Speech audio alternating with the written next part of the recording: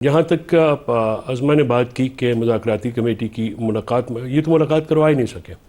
ये तो deputy prime minister साहब जो हैं, राना सनाउल्लाह साहब और स्पीकर साहब पूरी कोशिश की उन्होंने, ये इसमें कोई शक की बात नहीं है। उनकी भरपूर कोशिश के बावजूद मुलाकात नहीं कर सके। तो उन तीनों की कोशिश के बावजूद जी नहीं, पंजाब अपनी प्रिजन नहीं खोल सका। जी नहीं, गवर्नमेंट तो पंजाब में उनकी है, आप कह रहे हैं प्रिजन नहीं खोल सके। नहीं, मैं प्रिवी हूँ उन चीज़ों का कि राना सनाउल्लाह साहब को धमकी लगानी पड़ी तो संडे को फिर ये मोहसिन नकवी साहब ने जेल खुलवाई, जिस तरह से 22 अगस्त को 7 बजे सुबह खुल गई थी।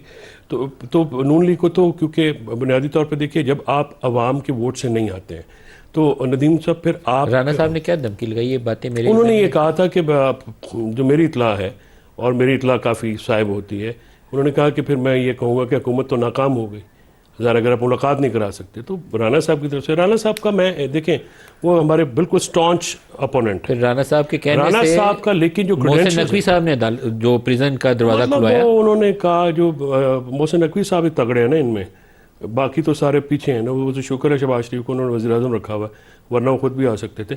अब मसला ये है नदीम साहब के, राना सनाउल्लाह साहब बड़े स्ट्रॉन्च हमारे पीटीआई के अपोनेंट हैं, लेकिन जो गुफ्तगू वो करते हैं वो काफ़ी रीज़नेबल होती है। लेट्स उनको क्रेडिट देना चाहिए जो करते हैं। साद रफीक साहब, ऐसी करेज जो है, मॉरल करेज, ये नून लीग के और लोगों में नहीं है।